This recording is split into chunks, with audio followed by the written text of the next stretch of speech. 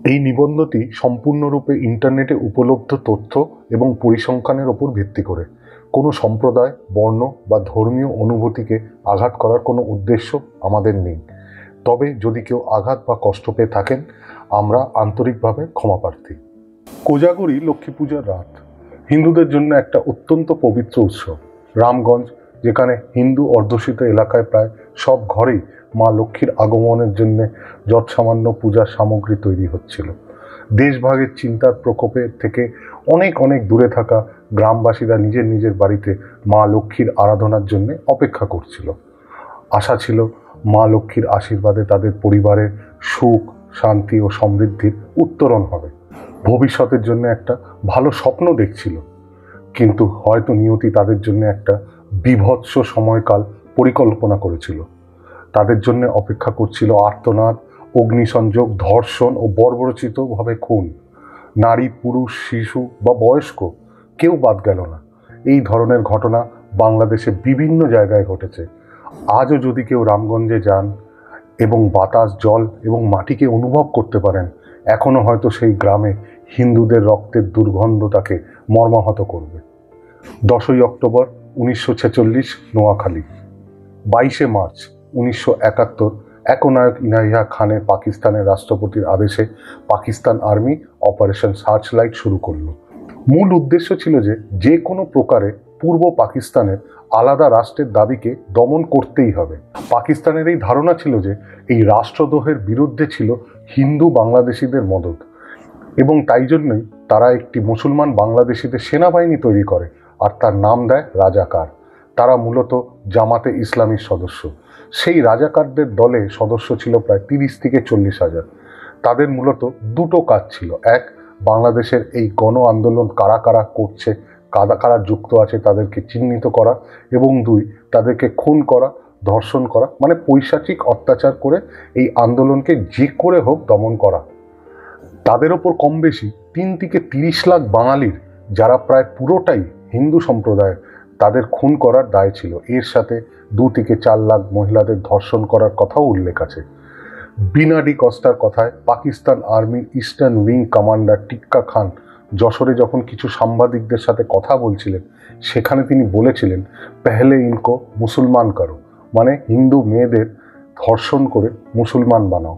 Political scientist RJ রুমেলের অনুযায়ী Pakistani army বাঙালিদের সাব হিউম্যান আর হিন্দুদের নাজিদের কাছে যেমন ইহুদিরা, ঠিক সেই নজরে দেখত।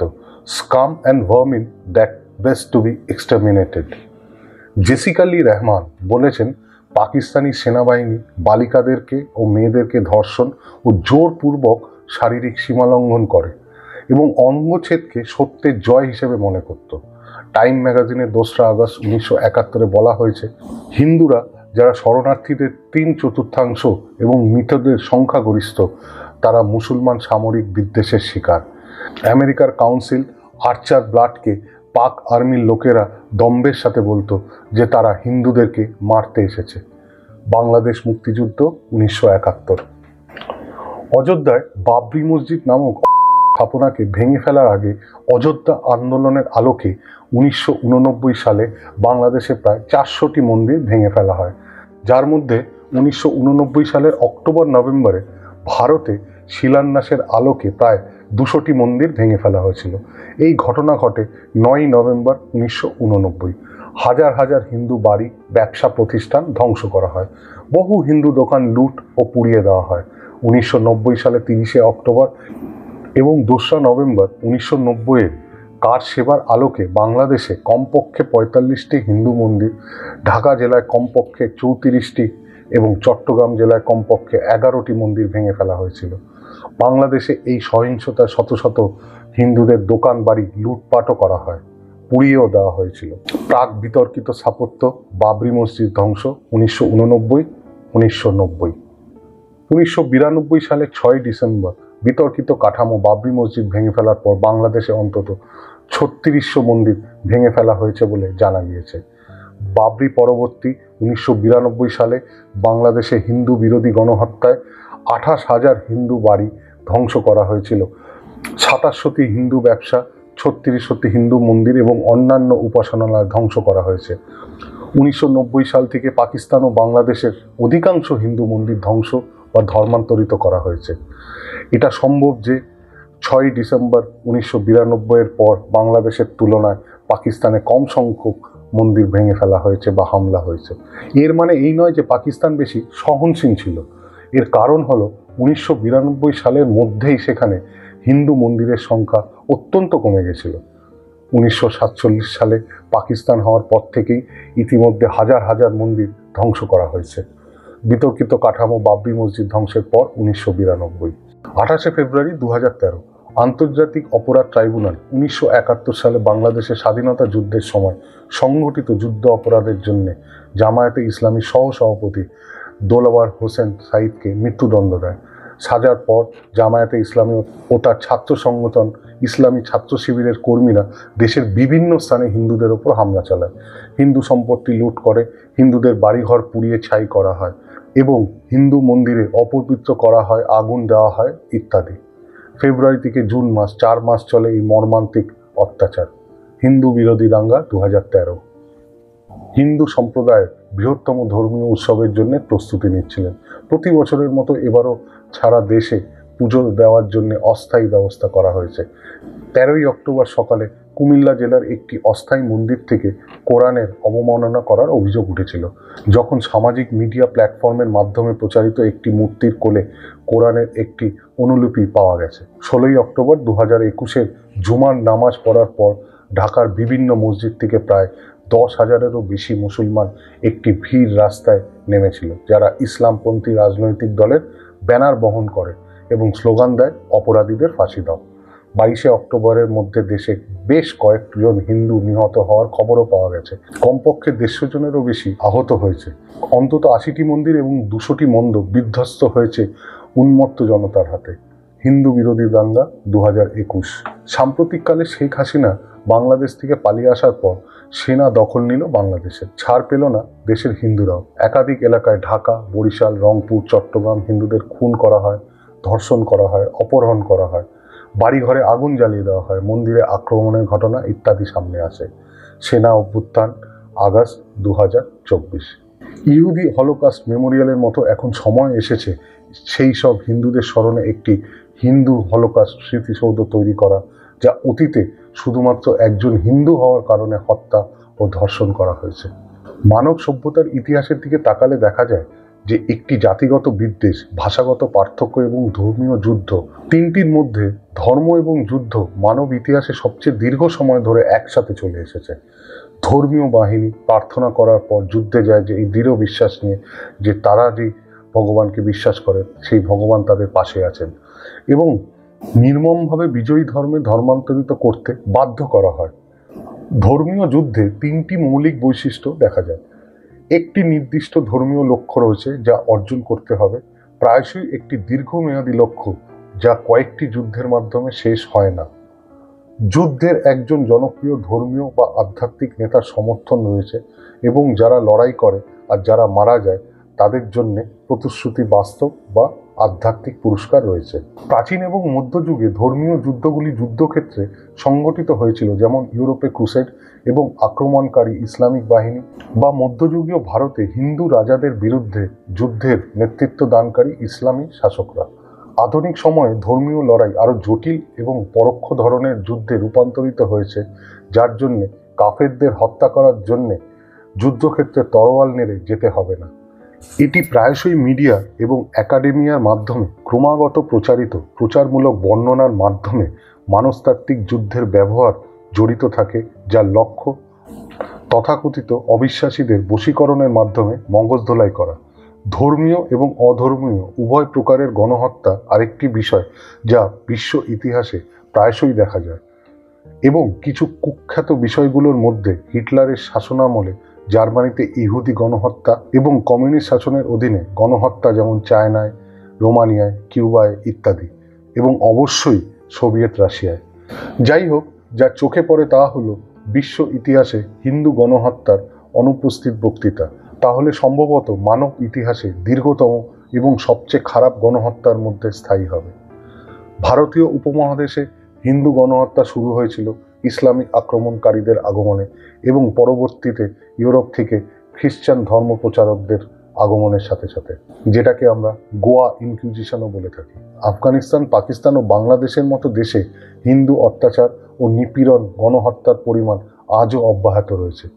এই নিবন্ধটি 1946-1947 থেকে 2024 সালের মধ্যে বাংলাদেশে হিন্দু গণহত্যার দিকে চোখে আঙ্গুল দিয়ে দেখাবে যে যা আজ অবধি অব্যাহত রয়েছে, অথবা আরও নির্লজ্জতার সাথে অপ্রমাণিত তথ্য দিয়ে গণহত্যার অপরাধের অভিকর্ষকে হোয়াইট ওয়াশ ও লঘু করার চেষ্টা করে। বর্তমানে বাংলাদেশ নামে পরিচিত এই ভূখণ্ডে হিন্দুদের সাথে যা ঘটেছে তা সত্যি ভয়াবহ, বর্বর, ভাষায় প্রকাশ করা যায় না।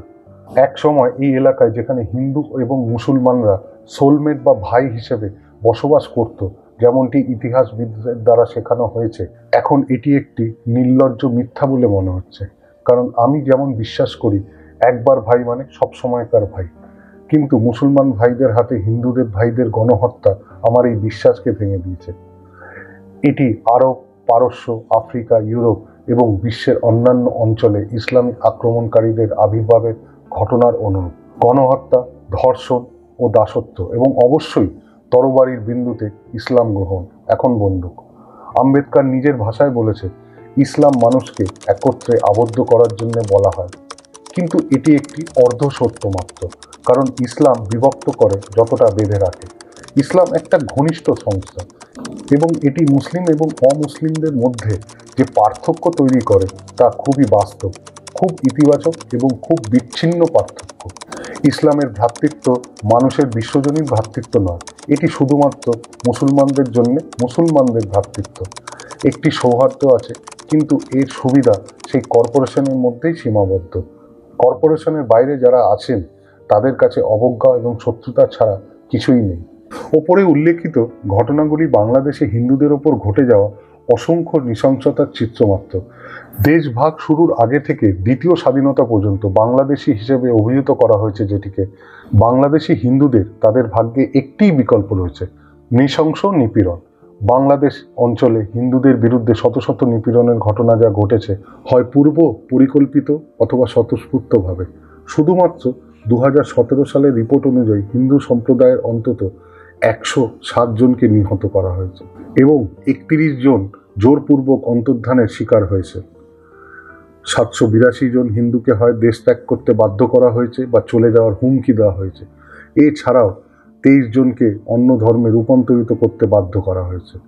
বছরে অন্তত 25টি হিন্দু নারী শিশু ধর্ষণ শিকার হয়েছে, যেখানে 235টি মন্দির এবং মূর্তি ভাঙচুর করা হয়েছে। 2017 সালে হিন্দু সম্প্রদায়ের সাথে মোট নৃশংসতার ঘটনা ঘটেছে 6474টি। এগুলো একক ঘটনা বা সমস্যা নয়, সাধারণত যেটা ভাবা হয় বা ভাবানো হয়। এটি একটি সংগঠিত বেছে বেছে আক্রোশ, জাতিগত নির্মূলের প্রচেষ্টা।